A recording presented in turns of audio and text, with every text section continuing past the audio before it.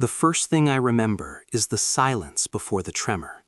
Not ordinary silence, not the comfortable quiet of a vacuum-wrapped station, but a living stillness, like the universe itself had drawn in its breath. The Galactic Senate hung in that breath, suspended above the crystal floor of the Grand Convergence Hall. 1,000 species filled the chamber, towering lithoids grinding softly against gravity, cloud-born intellects swirling in containment columns, and my own people, the Elvari, drifting weightless on shimmering wings of bioluminescent membrane. Above us floated the council rings, each glowing with the light of ancient civilizations older than stars. At the center stood the empty throne of Earth. It had always been empty. For centuries we had debated it. Some called it insult, others called it strategy, most called it mystery. A seat reserved in perpetuity for a species that had never come to claim it. No emissary, no signal, no explanation. Just silence orbiting a yellow star in a modest spiral arm. I hovered just beneath the ceiling of the chamber, my wings trembling with subtle electromagnetic fluctuations. I was not powerful, merely an observer, a chronicler of galactic history. Yet even I could feel the tension thick as nebula gas. The elder races spoke in overlapping frequencies about war, borders, and the fate of the spiral arm. Their voices echoed through the crystalline lattice of the Senate like distant thunder. And still, the empty seat watched us. The humans we believed were cowards or fools, perhaps both, a young species that had vettedly touched the stars, daring to ignore the greatest political body in the galaxy. We scoffed at them, we mocked them in archives and classrooms. Then the universe flinched. It began as a whisper, a microscopic distortion in space-time that made my wings shiver. The lights dimmed, not from energy loss, but from reality bending. The Senate did not feel it at first. They were too wrapped in their own hubris, but I felt it crawl across my skin like cold fire. A tremor rippled through the station. Not mechanical, not seismic, gravitational, deep, wrong. The chamber lights flickered violet. The crystal floor rippled like liquid glass. Council members froze mid-speech. Instruments along the walls began to wail in frequencies that made my inner membranes ache. Across the hall, entire delegations convulsed as their translation collars shattered. And then we saw it. Beyond the observation windows, space itself tore open. Not a portal, not a jump rift. A scar, a wound stitched into the fabric of existence, glowing a sickly white blue that made stars look dull by comparison. It stretched across light years, ragged and burning with impossible geometry. From that wound poured a disturbance, a wave of something we had no word for. It wasn't radiation, it wasn't energy. It was absence pretending to be presence. Our scanners overloaded instantly. Entire spectral bands vanished from reality as if someone had deleted them. The scar pointed toward Sol, toward Earth. Panic swept the Senate like wildfire through dry forests. The elder races barked orders in languages older than metal. Drones were launched, sleek, intelligent, capable of crossing interstellar distances in moments. Their mission was simple: reach the heliopause of the Sol system and report back. I watched the first drone accelerate beyond the station, a silver needle piercing the void. It crossed the outer edge of the scar's influence and dissolved.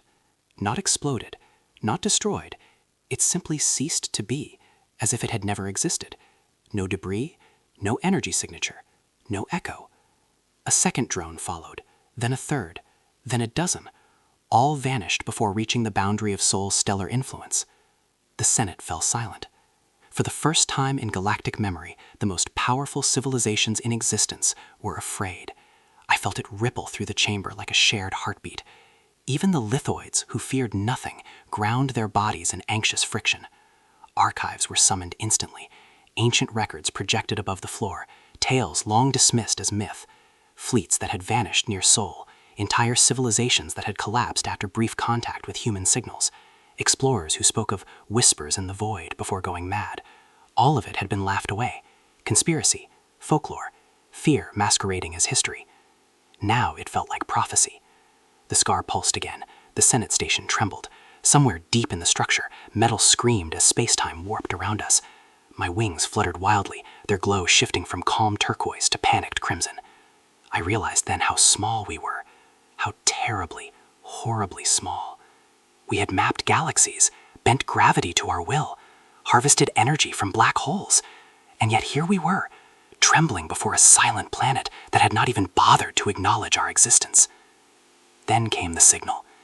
It did not arrive through normal channels. It appeared everywhere at once, in our minds, in our instruments, in the very walls of the chamber. No origin point, no detectable source. 3 words: do not come. They were not shouted, not whispered, simply stated, calm, unhurried, absolute. Every translation device rendered them perfectly, regardless of language or species.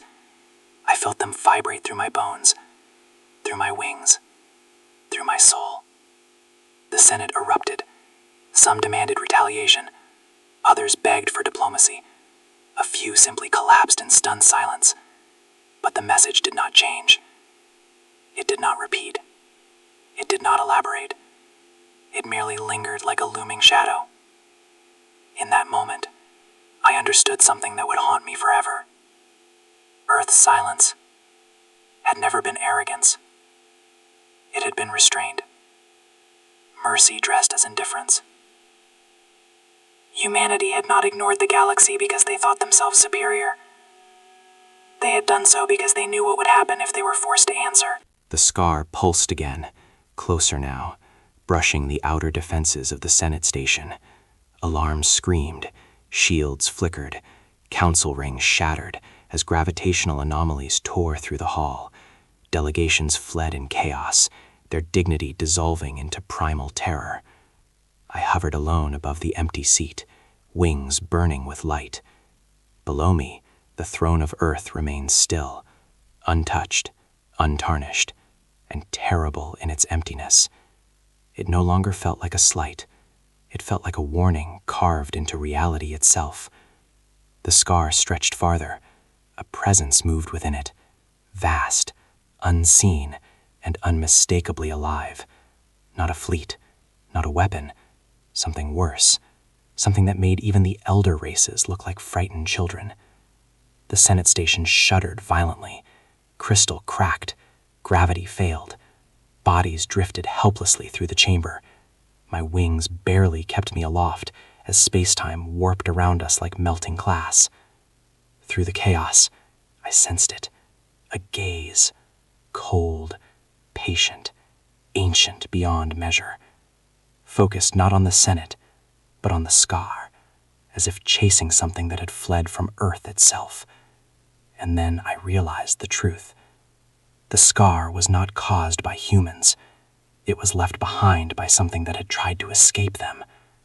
The thought froze me more completely than any weapon. If this was the footprint of something fleeing Earth, what kind of being had been forced to run? What kind of power had terrified something capable of ripping reality apart? The scar flared white-hot. The Senate station screamed. In the final moments before our shields collapsed, the message echoed once more through every living mind in the chamber. Do not come.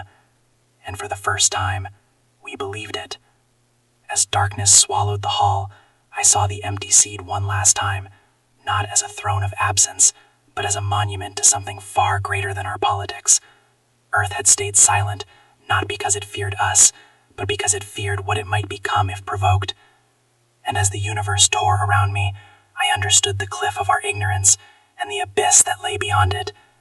Because whatever hunted beyond that scar was not coming for us. It was running from them. The doors did not open. They awakened. That was my first mistake, thinking the restricted vault of Terra was merely a place. It was not. It was a living memory bank, older than our treaties, older than the Senate, older even than the myth of Earth's empty seat. When I approached, the walls breathed. When I placed my insignia upon the lock, the station itself shuddered as if recognizing a name it had long tried to forget. I was chosen because I was insignificant, a chronicler, not a commander, an observer, not a ruler.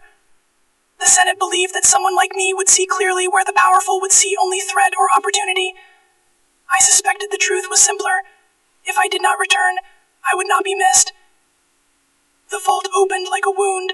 Inside, the air shimmered with archived light, echoes of dead stars, extinct civilizations, and, most hauntingly, humanity. Every surface was layered with data strata so dense they bent gravity. The floor was a holographic map of Sol, wrapped in bands of warnings written in dozens of ancient galactic scripts. Most of them translated to the same phrase, "Do not approach." I drifted forward, wings dimmed to a reverent blue. My translator collar hummed softly, struggling to process the volume of information that surrounded me. Records spiraled overhead like constellations frozen in time. Each was labeled with the names of fleets that had vanished, empires that had fallen silent, and species that no longer existed. The first projection rose before me, unbidden. A human war. Through alien lenses stitched together from shattered probes, I saw Earth aflame. Cities burned beneath skies black with missiles that streaked like predatory birds. Oceans churned with metal, battleships clashing like titans, while submarines prowled beneath like silent gods. The recordings were fragmented, corrupted, incomplete, yet horrifyingly vivid. I expected to feel disgust. Instead, I felt dread. Not because of the destruction, we had seen far worse in our own history, but because of what followed it. Every time a city fell, it rose again, stronger, taller, more fortified. Every time a nation collapsed, another emerged, hardened by loss. Where most species would fracture under such violence, humanity seemed to evolve within it. The projection shifted. Now I saw humans rebuilding, steel skeletons climbing into the sky, orbital platforms rising like newborn stars, laboratories glowing with relentless innovation. Their wars did not diminish them, they refined them. The vault pulsed, more records unfurled. We traced the timeline of Earth's isolation, millennia of silence, punctuated by brief, catastrophic contact with the wider galaxy. Every attempt to reach Sol ended in calamity. One archive showed a coalition fleet, sleek, radiant, boasting ships that could harvest energy from quasars. They crossed the Kuiper boundary in triumph and disappeared. No debris, no radiation, no remnants, simply erased, as if the universe itself had swallowed them. Another file revealed scout probes that did return. They screamed, not audibly, but in corrupted data that tore through our systems like viral poison. Their final transmissions were incomprehensible spirals of code that translated into pure terror before self-destructing. The vault replayed one such message, and my wings convulsed violently, their light flickering erratically. The humans had not destroyed these explorers. That was the worst part. They had not even acknowledged them. Something else, something surrounding Earth had done it. And yet Earth remained outwardly quiet. No fleets, no proclamations, no galactic ambitions. A silent blue world spinning beneath a yellow star, pretending the universe did not exist, while horrors danced at its edges. I delved deeper. Poetry, songs, speeches, war cries, prayers. Humanity was a contradiction given flesh. They spoke of peace with reverence, yet built weapons capable of cracking planets. They wept for lost life, yet rehearsed extinction scenarios with chilling precision. They worshipped individuality, yet unified with terrifying speed when threatened. I studied their wars not as battles, but as patterns. Every conflict followed the same arc: chaos, devastation, adaptation, unity, resurgence. Where other species fragmented, humans consolidated. Where others surrendered, humans dug in deeper. It became clear to me that Earth was not merely a planet, it was a crucible, a pressure cooker of survival, where only the most resilient ideas, technologies, and people endured. The vault projected a chilling simulation. An external threat approached Earth, not from any known empire, but from a dark, drifting anomaly beyond human space. Instantly, human nations that had spent centuries in hostility went silent, borders dissolved, military synchronized, resources pooled, satellites aligned. Within days, they moved as one civilization. No debate, no hesitation, no division. Their response was surgical, overwhelming, and utterly unified. The anomaly vanished from the record in a blink. The humans returned to their quarrels moments later, as if nothing had happened. I felt a cold realization settle into my core. This was their true power.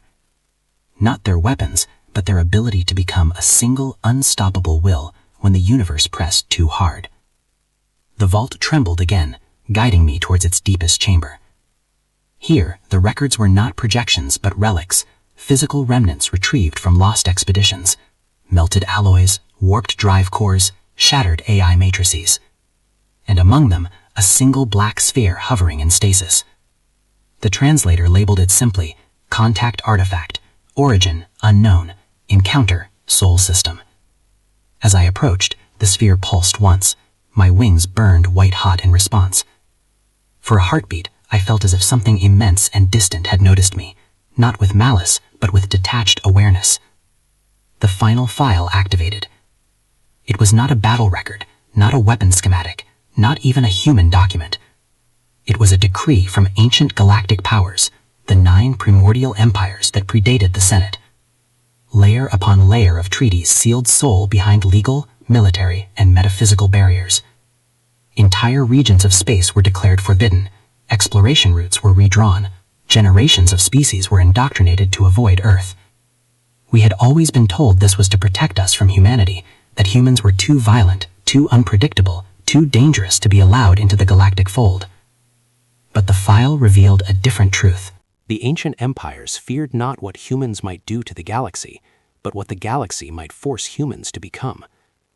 They had seen patterns we ignored. They knew that when cornered, humanity did not break. It burned everything around it until only survival remained. And in doing so, they might have dragged the entire cosmos into the fire with them. The treaties were not a cage for Earth. They were a shield to keep the rest of us from provoking something we could never control. The vault dimmed. The projections faded. Only the black sphere remained, hovering silently before me.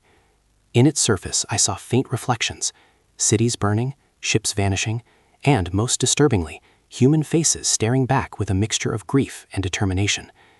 In that moment, I understood why Earth's seat had been empty for so long. They were not absent because they were weak. They were absent because they knew what their presence would cost, both to us and to themselves. I began to turn away, and the sphere spoke. Not in sound, not in data, but in a sensation that rippled through my entire being, a memory that was not mine.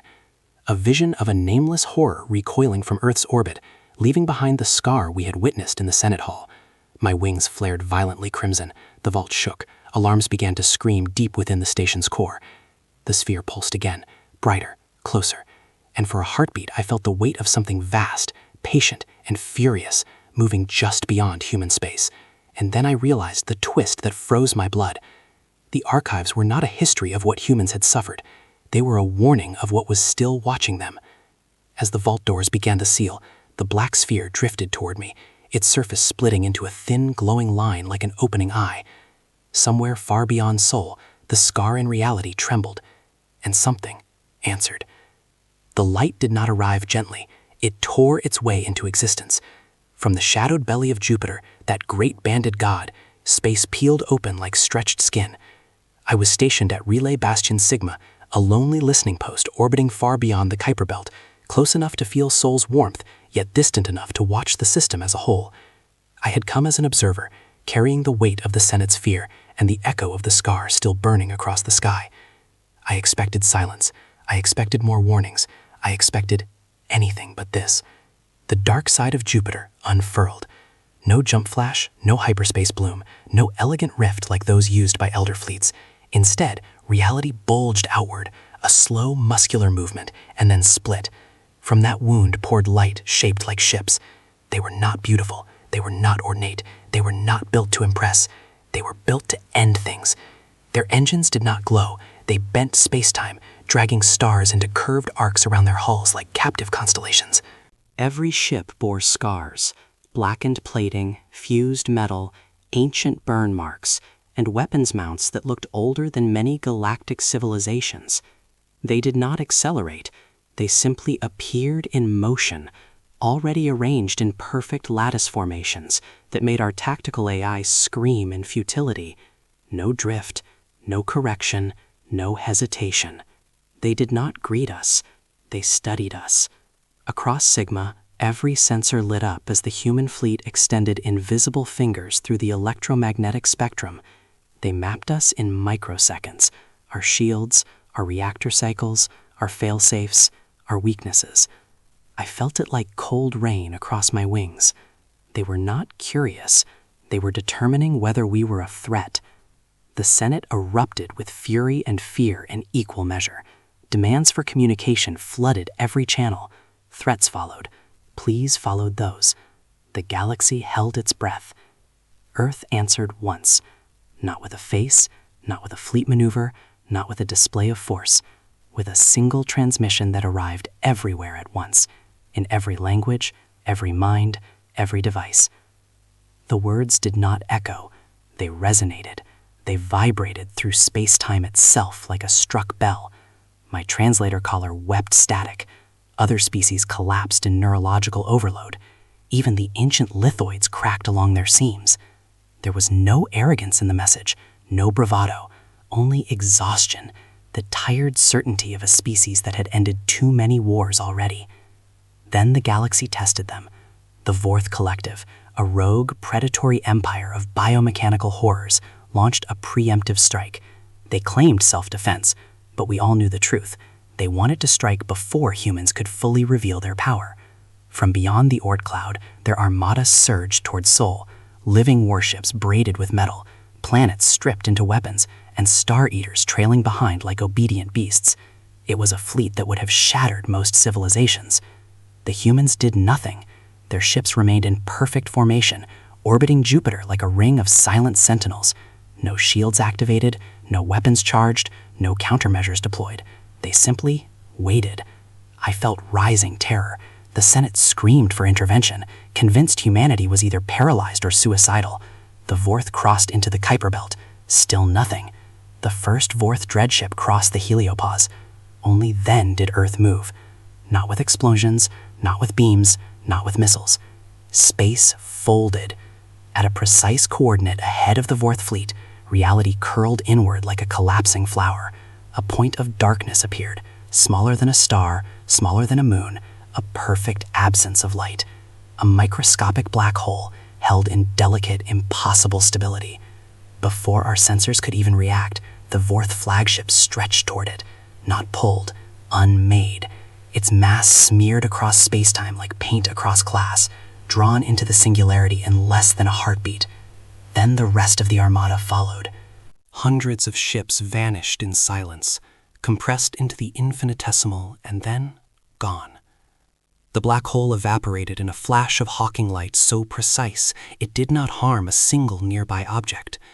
No debris, no wreckage, no survivors. The Vorth Collective, a terror that had devoured stars, ceased to exist in minutes. I felt my species' confidence shatter inside my chest like brittle crystal. The Senate's bravado crumbled into naked panic. Even the elder races fell silent, their ancient pride reduced to trembling awe. Humans had not joined the galactic stage because they needed allies. They had remained silent because they were already prepared. Their tools made ours look primitive. Their understanding of physics made our greatest minds appear like children scribbling in sand. They had mastered not just war, but the fabric of reality itself. Yet when the transmission repeated, softer this time, I heard something that disturbed me more than their power. Sorrow, grief, burden. They did not celebrate. Their fleet did not advance. They did not demand submission or tribute. They simply resumed their silent vigil around Jupiter as if nothing extraordinary had occurred. Across Sigma, broadcasts from Earth began to leak into the wider galaxy. Not propaganda, fragmented humanitarian messages meant for their own people, accidentally intercepted by our systems. Humans mourning the dead of old wars, memorials for cities lost centuries ago, songs about fallen soldiers and broken worlds. I realized, with cold clarity, that every weapon they wielded had been born from trauma. Every advance in physics had been paid for in blood. Their power was not ambition, it was scar tissue. In that moment, My fear transformed into something worse: understanding. Humanity was not a predator hunting the galaxy. They were a guardian born in fire, standing at the edge of a dark forest, torch in hand. And they would burn everything in that forest if it threatened them again. The Senate attempted to send diplomats. Human ships did not engage them. They did not destroy them either. They simply guided them away from Sol with gravitational nudges, so subtle they felt like the touch of a god. A message accompanied the maneuver. Observe. We observed. We trembled. We obeyed. Days passed. Weeks. The human fleet remained unmoving, their engines warping space like a steady heartbeat. I studied their formations obsessively, mapping patterns that seemed both ancient and impossibly new. Then something changed. The scar in reality, the same one that had terrified the Senate, pulsed again, this time closer to Sol. Instruments across Sigma screamed in unison. My wings flared white-hot as space-time trembled.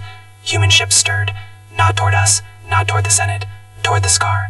Their formation shifted from defensive to predatory with a precision that made my soul ache. Lances of distorted gravity rippled outward from their fleet, probing the wound in reality like surgical tools. A low-frequency signal emerged from Earth itself, not spoken, but felt. A command that seemed older than humanity, older even than the galaxy. And then, from the depths of the scar, something looked back.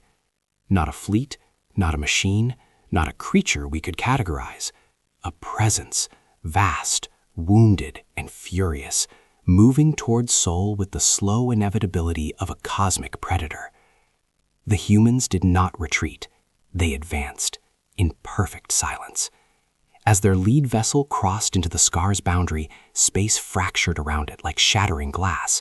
For a moment, the ship vanished, not destroyed, but between realities. I realized the twist too late, my wings burning in terror. The humans had not revealed their power to us. They had revealed only what they needed to reveal. And whatever lay beyond that scar was so dangerous that even their true weapons remained hidden. As the scar glowed brighter and the first alien shadow clawed its way into our universe, the human fleet disappeared entirely into the wound in reality. Relay Bastion Sigma fell silent. Sol hung in the distance, serene, fragile, and terrible. And somewhere beyond perception, humanity met something that made even the scar tremble. The last transmission I received before our systems failed was not from Earth. It came from the depths of the scar itself, a sound that was not sound, a scream that was not alive. Something was dying or waking. The ring did not look like war. It looked like a constellation that had been forced to stand still. From the command spine of the Coalition Armada, Sol appeared wrapped in a halo of dread. Thousands of warships arranged in perfect overlapping orbits, glittering like predatory stars. We called it the Siege of Broken Rings, though nothing was broken yet. The name was prophecy, not description. I was embedded within the fleet of the hierarchy of 9 suns, not as a soldier, but as a witness, the same role that had carried me through the Senate's terror, the Terran Vault, and the scar that still glowed faintly in distant space like a wound that refused to heal. Around me, the bridge hummed with absolute confidence. Generals spoke of firestorms and decisive strikes. Admirals plotted bombardments that could strip planets to their cores.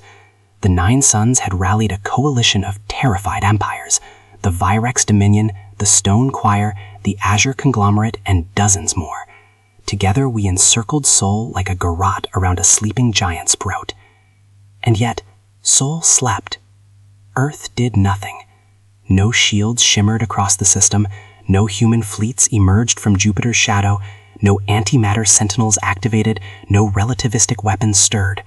Even their orbital defenses remained dormant. The planet turned beneath its cloud cover as if we did not exist. For weeks, we waited. The silence gnawed at us.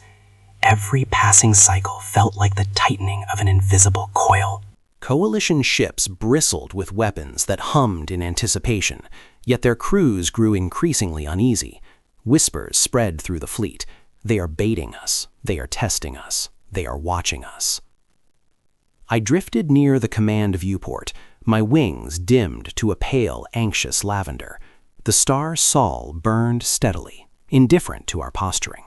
Beyond it, faint gravitational scars still shimmered, remnants of the encounter humans had had beyond the system. The hierarchy believed humanity was gathering strength in secret. Others feared they were already watching us through dimensions we could not see. A few, the wiser ones, suspected something far worse, that Earth did not consider us important enough to react to. Then came the day the stars flickered. It began subtly, a distortion along the outer ring of the coalition formation. A ship simply slid apart, not exploded, not struck. It separated into two clean halves, drifting silently away from each other, as if sliced by an invisible blade finer than any weapon we possessed. Alarms erupted across the fleet. Sensors scrambled. Tactical arrays screamed in confusion. There was no energy signature, no impact, no weapon discharge, only a precise surgical cut through armored war steel that should have been invulnerable. Then it happened again, and again, and again. Ships died without violence. They were edited out of existence along perfect geometric lines, as if some unseen hand were pruning a garden. Space around Sol shimmered, not with explosions, but with delicate anomalies that glowed like thin glass fractures. Not supernovae. Worse, reality itself had become a weapon. Coalition admirals panicked and ordered an immediate assault. Thousands of ships surged forward, weapons primed, drives screaming toward Earth.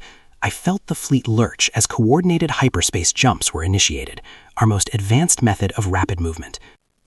We emerged into nothing. No, not nothing. Into seams, cracks, pathways that were not supposed to exist. Human vessels slid through them like predators through water, appearing from angles our physics had never mapped. Their ships did not scream into battle. They arrived already victorious, placed with impossible precision between our formations. A single Terran cruiser drifted past my own fleet, so close I could see its scarred hull. It carried no glowing weapons, no grand display. Instead, small drones peeled from its sides like silent seeds and scattered across the battlefield. Those drones did not explode. They did not ram. They unmade shields. I watched in horror as a coalition dreadship's barrier shimmered, then dissolved molecule by molecule, peeled away like frost under sunlight. Another ship fired in panic. Its energy lance curved uselessly around empty space, deflected by distortions we could neither see nor counter. Human vessels moved with inevitability, not speed. Every maneuver felt preordained, as if the battle had been decided before it began. They slipped through hyperspace seams that appeared only for them, vanishing and reappearing in places our strategists swore were impossible. And yet, amid this devastation, something unexpected cut through my terror. Broadcasts flooded the battlefield. Not threats, not demands, warnings. Human signals pierced every frequency. Civilian evacuation instructions, safe corridors for non-combatants, surrender channels for crews willing to abandon their ships. Translations appeared instantly in every language. The messages were calm, precise, and heartbreakingly humane. Power down reactors, eject cores. Coalition leaders ignored them. Civilians did not.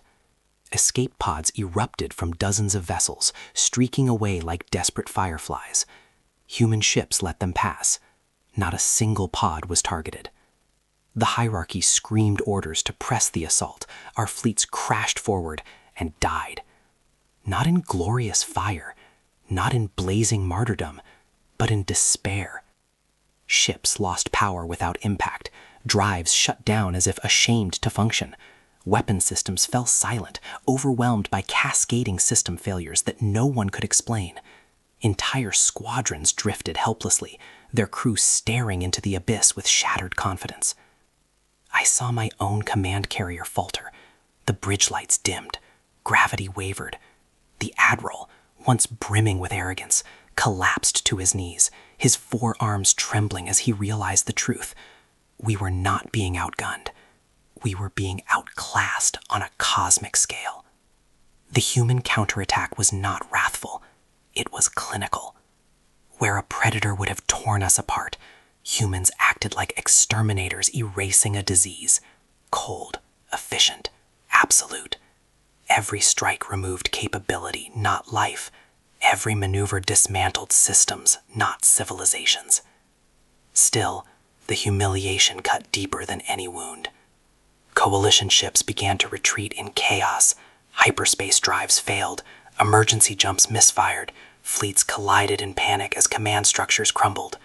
The glittering ring around Sol, our symbol of unity and power, fractured into a shattered mosaic of drifting wreckage. And then, silence. Earth did not pursue. The human fleet did not chase us beyond Sol's boundary. They simply held position, forming a clean perimeter around the system like a blade laid across a map. The siege had collapsed. Not in flames, not in annihilation, but in the slow, suffocating realization that we had been arrogant children playing at gods. I drifted among the wreckage, my wings torn and flickering. Broken ships surrounded me, some silent tombs, others carrying stunned survivors clinging to life. Coalition banners fluttered uselessly in microgravity. Once proud war engines now hung lifeless, stripped of their mystique. Through the debris, I saw a lone human vessel hovering at the edge of the battlefield. It did not fire. It did not gloat. It simply watched, steady, patient, and implacable. A transmission reached me directly, bypassing every protocol. Not a threat. Not a reprimand. A simple statement. You tested us. In that moment, I felt a terrible, aching respect. We had not faced a conqueror. We had provoked a wounded titan, one that had endured more suffering than our entire galaxy could comprehend, and discovered that its mercy was not infinite. My wings dimmed to a morning blue as I surveyed the broken ring of our coalition. We had come to cage Earth. Instead, we had shattered ourselves against its quiet resolve. And still, Sol burned calmly in the distance, as if none of this mattered. But something did matter. Something had changed. Far beyond the battlefield, at the edge of perception, the scar in reality pulsed again, brighter this time, closer. Instruments across the wreckage began to scream in unison. Even disabled ships trembled as space-time shuddered. The human fleet stirred. Not toward us, not to finish us. They turned outward, away from Sol, toward the scar that now glowed like a malignant star on the edge of the galaxy. A low, resonant signal rolled across space, emanating from Earth itself. Not hostile, but undeniably commanding. It pressed against my mind like the gravity of a black hole. I realized the twist too late, my heart freezing in my chest. The siege of broken rings had never been the true war. It had been a distraction, a sideshow, a test. We had not forced humanity to reveal their might. We had merely delayed them from a far greater battle. As the human fleet accelerated, not with thrust, but with the bending of space-time, the scar split open wider, and something immense began to push through, a silhouette that made stars look small. Behind me, the shattered coalition hung helpless in a void. Before me, Sol glowed like a fragile jewel, and beyond both of us, the scar tore wider still. The last thing I saw before my sensors failed was not human ships, but a shadow larger than any fleet, stretching its form across light years, turning its attention toward Earth. And in that moment, drifting amid the ruins of our arrogance, I understood the cliffhanger that would haunt the galaxy forever. We had poked the Titan, but something far worse had already been coming for it. The war did not end with silence. It ended with breathing, the kind of collective trembling exhale that ripples through an entire galaxy after it has stared too long into its own extinction. Space itself seemed lighter, not because the threat was gone, but because the weight of our arrogance had finally cracked. I drifted above the shattered remains of the Coalition's ring, my wings tattered and dim, Wreckage glittered in every direction. Ruined dreadships, drifting escape pods, broken command farriers, and the hollow carcasses of engines that once promised domination.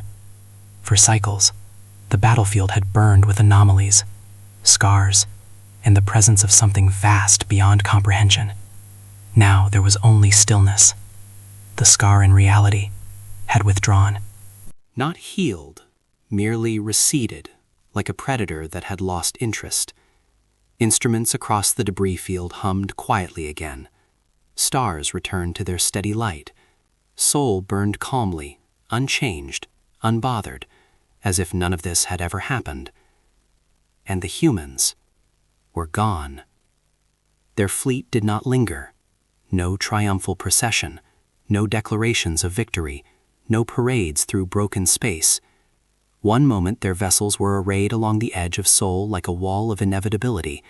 The next they folded inward, not through hyperspace, but through that same quiet bending of reality, and vanished behind Jupiter's shadow. No pursuit, no vengeance, no punishment, just absence. The Galactic Senate reconvened weeks later beneath banners that were still torn, scorched, and humiliatingly incomplete. The Grand Hall had been repaired, but the cracks in its crystal floor were left visible, a deliberate scar, a reminder of what we had nearly destroyed. Delegations arrived shaken. Some came in silence, others in mourning. A few did not come at all. Entire species that had participated in the siege now extinct or politically dissolved. Their empty seats were a new kind of terror, far more immediate than Earth's ever had been. I hovered once again above the chamber, my wings glowing a subdued, solemn blue. The atmosphere was heavy with guilt. The elder races spoke less, and when they did, their voices trembled with restraint. No one boasted, no one threatened, no one invoked glory. And there, at the center of it all, remained the throne of Earth, still empty, but no longer an insult. I felt my perspective shift as I gazed upon it. Where once I had seen neglect, I now saw discipline. Where I had seen arrogance, I now saw mercy. That empty seat was not a void. It was a statement. We are here if you force us to be. The Senate attempted formal condemnation of humanity out of ritual. The motion died before it could even be debated. No one had the moral authority left to judge them. Instead, something unprecedented occurred. Civilizations began to dismantle their most apocalyptic weapons. The stone choir shattered planet-cracking artillery into ceremonial monuments.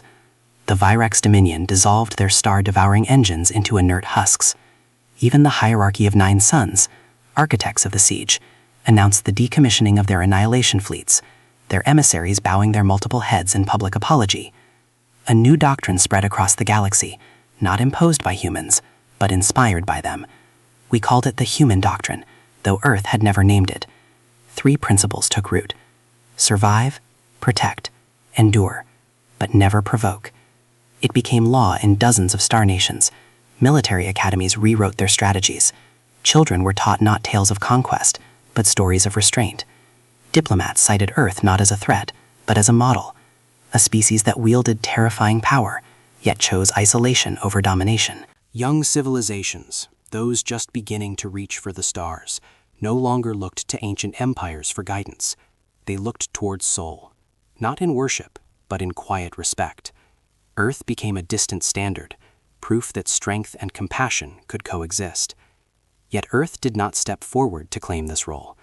They remained silent, watching, waiting. Fragments of human broadcasts began to slip beyond Sol, intercepted accidentally by our listening posts. They were not war messages, not propaganda, not boasts. They were grief. I watched memorial ceremonies on distant screens, humans standing beneath monuments shaped like shattered rings, weeping for lives lost in conflicts centuries past. Names etched into stone that spanned entire city blocks. Songs filled with sorrow rather than pride. What stunned me most was this: humans mourned their losses from the recent war even though they had suffered the least. They grieved for the dead of the coalition as well as their own. Candlelight vigils spread across continents. Digital records lit the night sky with thousands of floating lights. each representing a life ended too soon. In one intercepted broadcast, a human elder spoke. "We did not win today. We survived." I felt something inside me crack open. Not fear, but awe. Their greatest power was not black holes in bottles or ships that bent reality. It was empathy hardened by fire, tempered by history, and disciplined by loss. As cycles passed, the galaxy slowly healed. Trade routes reopened like fragile veins reconnecting after injury. Former enemies exchanged aid instead of artillery. Borders remained, but they were negotiated rather than enforced. Conflict did not vanish. That was never realistic. But existential hubris faded. No empire spoke lightly of annihilation again. No admiral fantasized openly about burning worlds. Every debate carried the quiet shadow of soul in the background. And still, beyond Jupiter, humanity watched. We could detect them sometimes. Faint distortions, subtle gravitational ripples, or brief flashes of ships slipping through seams we could not traverse. They were vigilant, distant, and utterly unbowed, a guardian that refused the title. I found myself returning to the Senate Hall often, hovering above Earth's empty seat. I studied it like a relic, like a lesson carved into space. My fear of humanity had transformed into something far more complicated, reverence mixed with unease. They were not kind, they were not cruel. They were something rarer, responsible with their terror. In private, among my own people, I began to tell a different story than the one I had been taught. Not of humans as monsters or saviors, but as a mirror to the galaxy's soul. If we provoked them, they would end us. But if we left them in peace, they would stand watch against horrors we could not even comprehend. And then came the twist that unsettled my peace. During a routine survey near the old Scar site, our instruments detected something new. Not the same predator that had fled Earth, but another anomaly, faint and distant, drifting toward the galactic plane. It was smaller, subtler, and yet disturbingly similar in signature. When I reported this to the Senate, they reacted with panic. But before any fleet could be mobilized, a transmission leaked from Sol, brief, compressed, and unmistakably human. 3 words. We see it. No request for aid, no demand, no explanation, just that quiet acknowledgement. Far beyond Jupiter, human vessels stirred once more, not in anger, not in fear, but in preparation. Their formations shifted, aligning toward the anomaly with surgical precision. The galaxy held its breath again. In the Senate Hall, I looked one last time at Earth's empty seat. It felt heavier now, not as a throne, but as a burden humanity had chosen to carry for us all. I realized then the thought that would stay with me forever. If the universe must have a guardian, it is terrifyingly fitting that it is human, not because they are perfect, but because they have already paid the price of imperfection. And as the distant anomaly brightened on our sensors, creeping closer to our spiral arm, I felt both comfort and dread. Comfort, because humanity was watching. Dread, because whatever was coming clearly believed it could challenge them. Sol flickered faintly in my vision, not physically, but in my mind, and I understood the final cliffhanger. The fire had ended, but the trial of the galaxy had only just begun.